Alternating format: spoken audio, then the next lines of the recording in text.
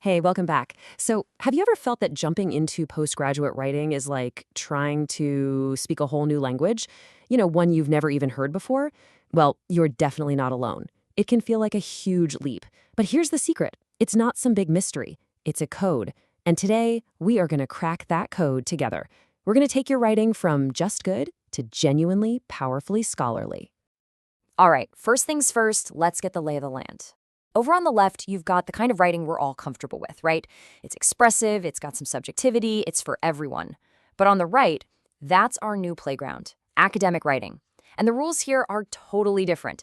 It's all about precision over personality. It's about evidence over emotion. This isn't just a simple style change, it's a complete mindset shift. And honestly, it's the first major hurdle we all have to clear. And that leads us straight to the core of it all, finding your scholarly voice. Think of it this way.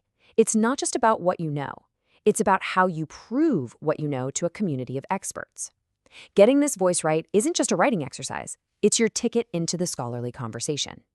So, how in the world do you actually build this voice? Well, it all rests on three absolutely critical pillars. These come straight from academic tradition. Number one, the right academic tone.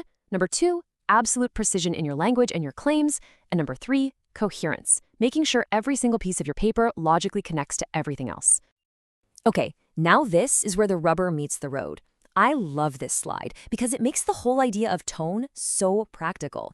Just look at these shifts. You're moving from the personal, I think, to the objective, the evidence suggests. You swap out the vague, a lot of scholars, for the specific, several studies indicate. And you elevate something dramatic like a huge problem to the more measured, analytical phrase, a significant challenge.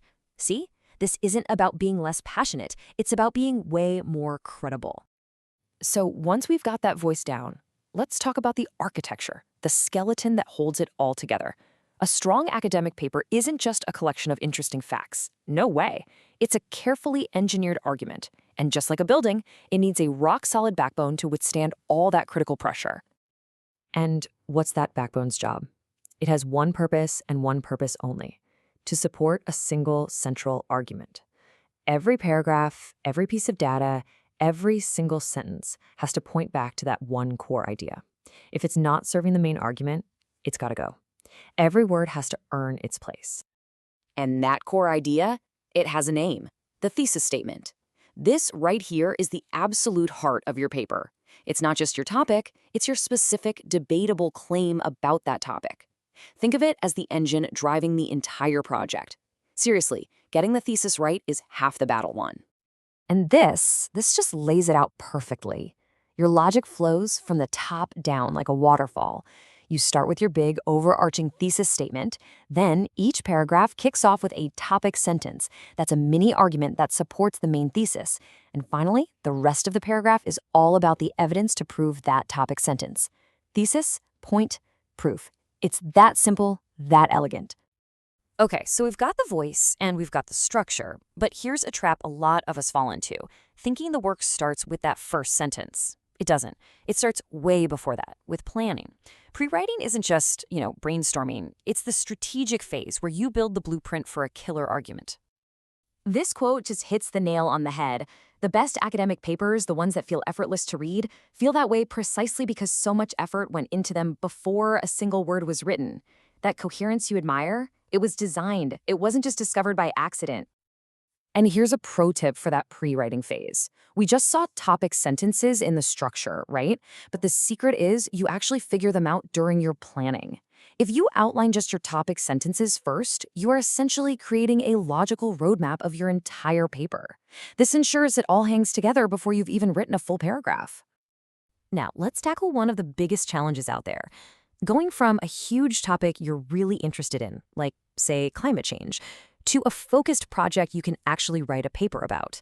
This is all about nailing down your specific research problem. Let's just pause on this for a second, because this question is what separates a vague topic from a real project. Having a topic like climate change is a great starting point, but it's not a destination. You've got to dig deeper and ask yourself, what's the specific gap in what we know? What's the contradiction I found in the literature? What's the unanswered question, the problem that my research is actually going to solve? And the tool for this is the research problem statement. It's a formal, tight statement that nails down exactly what issue you're tackling. This is what turns your vague goal of, I'm writing about X, into the much more powerful, I am investigating this specific problem within X. And here's an easy way to think about it. The problem statement is the question you're asking, and your thesis statement is the answer you're proposing. So why is this so important?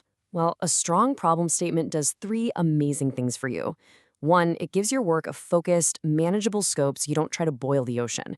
Two, it creates a super clear path for your research to follow.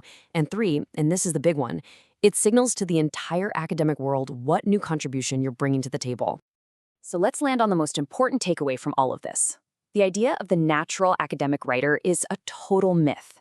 Great writing isn't some talent you're born with. It's a craft that you build. It's a toolkit of skills, from tone and structure to formulating a problem, that anyone, and I mean anyone, can learn, practice, and ultimately master. So, the final question isn't, can you do this? Of course you can. We've just gone through the toolkit. The real question is, what are you going to do with it? You now have the tools to build a precise, coherent, and powerful argument. The only thing left to decide is, which scholarly conversation are you ready to join?